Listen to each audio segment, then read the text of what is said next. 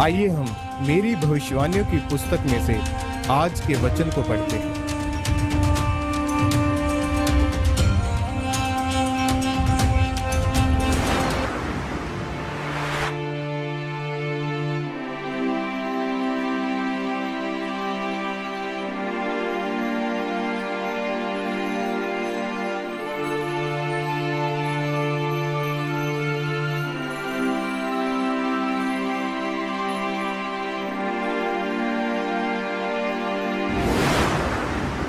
परमेश्वर के वारिस, जैसा कि गलातियों की पुस्तक उसके चौथे अध्याय की पहली आयत में लिखा, मैं ये कहता हूँ कि वारिस जब तक पालक है, यद्यपि सब वस्तुओं का स्वामी है, तो भी उसमें और दास में कोई भेद नहीं। मेरे प्रियो, अगर आप कई सालों से मसीह में हैं, लेकिन अगर आप आत्मा में बच्चे हैं, तो आप में और एक विश्वासी में कोई फर्क नहीं है। जैसे जब तक बच्चा एक छोटा है और वो अपने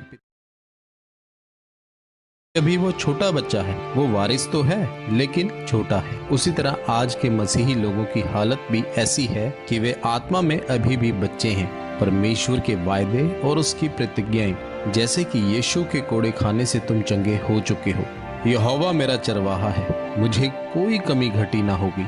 यह परमेश्वर के वायदे आपके लिए हैं। लेकिन आज भी मसीही लोग बीमारियों में, नशे में, पाप में हैं। क्यों? क्योंकि वे आत्मा में अभी भी बच्चे हैं। मेरे प्रियो, परमेश्वर के वायदे हर एक जन के लिए हैं कि मैं तुझे आशीषित करूंगा। जो आंसू बहाते हुए बोते हैं, वे जय जयकार करते हुए लम्हे पाएंगे। लेकिन अगर फिर भी हम गरीबी के श्रापों को तोड़ने के लिए सिर्फ प्रार्थना करते जाएं और अपने दशमांश को ना बोएं, तो हम परमेश्वर के वचन को पूरा नहीं करते और हम उसी बच्चे की तरह हैं। मेरे प्रियो, याद रखें, जो लोग आत्मा में सतर्क रहते हैं, आत्मा में ऊंचे उठते हैं, उन्हीं के जीवन में परमेश्वर के वायदे पूरे होते हैं और वो ही परमेश्वर के वारिस हैं। आपको आत्मा में ऊंचा उठने के लिए प्रार्थना में जाना होगा, परमेश्वर के वचन पर मनन करना होगा, क्योंकि अगर आपको परमेश्वर के वचन का पता होगा, तब ही आप अपनी दलील को अपनी प्रार्थना में रख सकेंगे। लेकिन अगर आपको वचन का पता नहीं होगा, तब आप रोते रहेंगे और अपनी भावनाओं के साथ प्रार्थना करते रहेंगे और आपको कोई उत्तर नहीं मिलेगा। जब तक हन्ना भी अपनी भावनाओं से रो रो कर प्रार्थना करती रही, तब तक परमेश्वर ने उसकी प्रार्थना को नहीं सुना।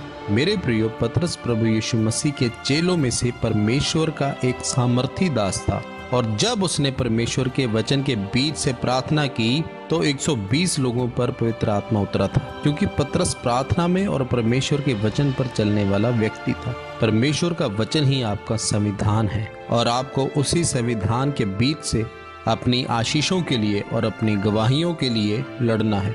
इसलिए मेरे प्रियो, अपनी कमियों को दूर करके अपने आप को जांचें और पतरस की तरह आत्मा में ऊंचे उठें। पवित्रताई के साथ उसके वचनों पर मनन करते हुए आप जब आत्मा में बढ़ेंगे, तो उसके वायदे और प्रतिज्ञाएं आपके जीवन में पूरी होनी शुरू हो जाएंगी और परमेश्वर आपको आशीषित करेगा। आमीन।